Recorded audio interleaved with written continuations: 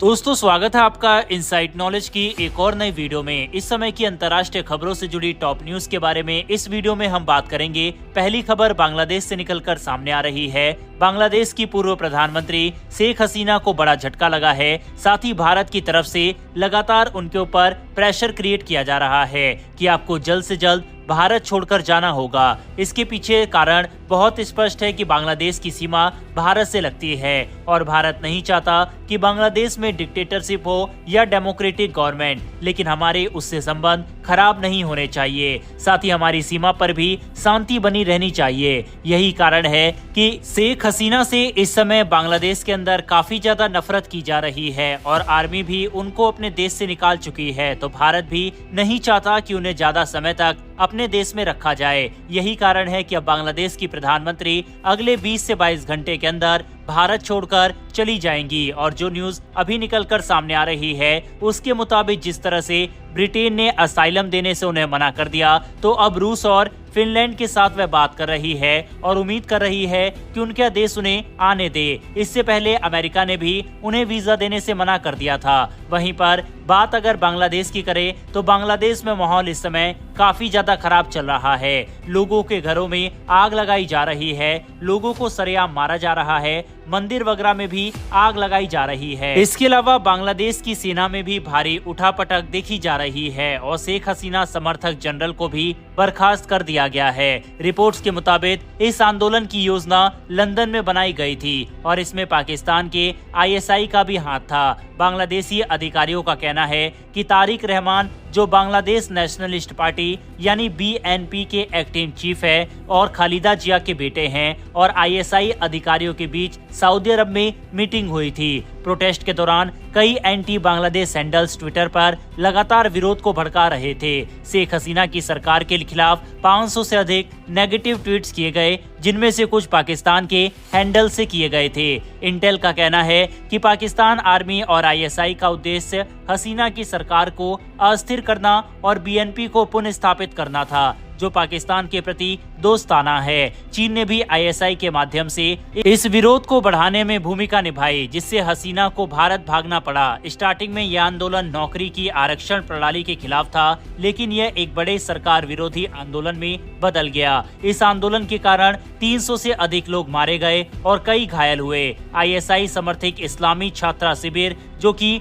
जमाते इस्लामी बांग्लादेश की छात्र शाखा है, उसने इस आंदोलन को और भी ज्यादा भड़काया और इसे एक राजनीतिक आंदोलन में बदलने की कोशिश की। रिपोर्ट के अनुसार इस्लामी छात्रा शिविर ने कई महीनों की योजना बनाई और इसका बड़ा हिस्सा चीनी फंडिंग से आया। सोशल मीडिया पर देखी गई गतिविधियों से पता चला कि विरोधी पोस्ट और वीडियो BNP और इसके जुड़े अकाउंट से बनाए जा रहे थे और इनमें से कई US बेस्ड अकाउंट द्वारा बढ़ाए जा रहे थे। प्रोटेस्ट का कारण था एक विवादित कोटा सिस्टम, जिसमें 30% सरकारी नौकरियों के लिए स्वतंत्रता संग्राम के योद्धाओं के परिवारों को आरक्षण दिया गया था। हालांकि सुप्रीम कोर्ट ने इसे घटाकर 5% कर दिया था, लेकिन विरोध बढ़ता गया और लोगों ने हसीना के इस्तीफे की मांग की। 4 अगस्त को पुलिस के साथ झड़पों में 100 से अधिक लोग मारे गए और स्थिति और बिगड़ गई। सेना ने देश की सत्ता संभाली और बांग्लादेश की राष्ट्रपति मोहम्मद शहाबुद्दीन ने एक अंतरिम सरकार की घोषणा की और संसद को भंग कर दिया। साथ ही पूर्व प्रधानमंत्री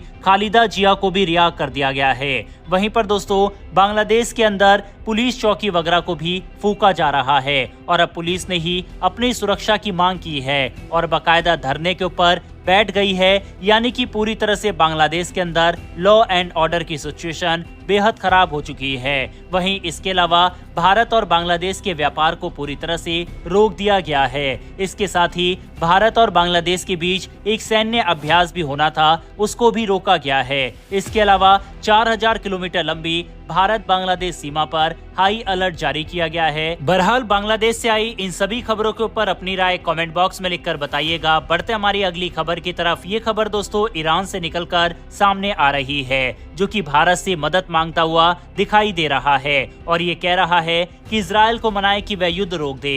दरअसल ईरान के एम्बेसडर इराज इलाही ने भारत को एक बड़ी सुपर पावर और अपना मित्र देश, साथ ही महत्वपूर्ण देश बताया। इलाही ने ANI को बताया कि भारत के पास इजराइल के साथ अच्छे रिश्ते हैं और भारत अपनी प्रभावशाली स्थिति का उपयोग करके गाजा और पूरे क्षेत्र में हिंसा को रोक सकता है। उन्होंने कहा कि भारत, जो कि एक नॉन अलाइंड मूवमेंट का संस्थापक है, उसने इतिहास में हमेशा फिलिस्तीन का समर्थन किया है। यही कारण है कि अब एक बार फिर से भारत को फिलिस्तीन की मदद करनी चाहिए और इस जनसंहार को रोकना चाहिए। ये बयान ईरान की तरफ से भारत को लेकर कही गई है। इस खबर के ऊपर अपनी राय कमेंट बॉक्स में लिखकर बताइएगा। बढ़ते हमारी अगली खबर की तरफ। ये खबर दोस्तों भारत की एनर्जी नीड को लेकर सामने आ रही है। भारत ने 2030 तक गैर फॉसिल फ्यूल आधारित ऊर्जा संसाधनों से लगभग 50% बिजली की क्षमता हासिल करने का लक्ष्य रखा है। वहीं वर्तमान में भारत ने 45.5%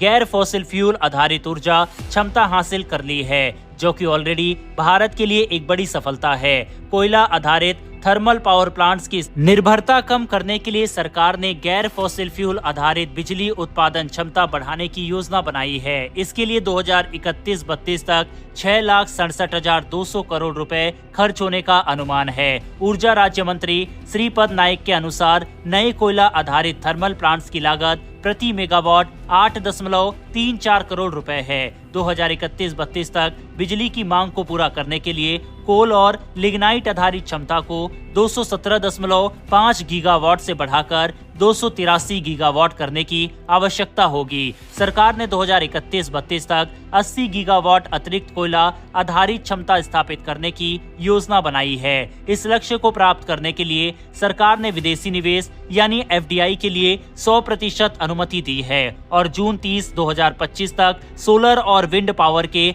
अंतरराज्य बिक्री पर ट्रांसमिशन शुल्क को भी माफ किया है। साथ ही ऊर्जा मंत्रालय ने कोयला आधारित पावर प्लांट्स में बायोमास के उपयोग के लिए एक नीति जारी की है, जिसमें 5-7% बायोमास को कोयला के साथ जलाने का निर्देश दिया गया है। भारत आने वाले समय की मांग को देखते हुए एनर्जी के ऊपर इन्वेस्टमेंट कर रहा है, जो कि भारत की फ्यूचर रिक्वायरमेंट को क्लीन एनर्जी के रूप में पूरा करेगा। बहरहाल बढ़ते हमारी अगली खबर की तरफ। ये खबर दोस्तों भारत के अपने स्टेल्थ बॉम्बर को लेकर सामने आ रही है। दरअसल इस साल की शुरुआत में आपने एक तस्वीर देखी होगी जो कि आपके स्क्रीन पर है, जिसके तहत फ्लाइंग वेज डिफेंस ने इस बॉम्बर की पहली झलक दुनिया के सामने रखी थी। हालांकि इसके बल्कि डिजाइन की वजह से सोशल मीडिया पर इसका काफी मजाक भी बना था, लेकिन उससे कुछ फर्क नहीं पड़ता। फर्क बस इस बात से पड़ता है कि हमारी नीड को ये पूरा करता है या फिर नहीं। इस ड्रोन का नाम FWD-200B है। इस ड्रोन की पहली तस्वीर जब सामने आई थी तो कई सारे लोगों ने यकीन नहीं किया था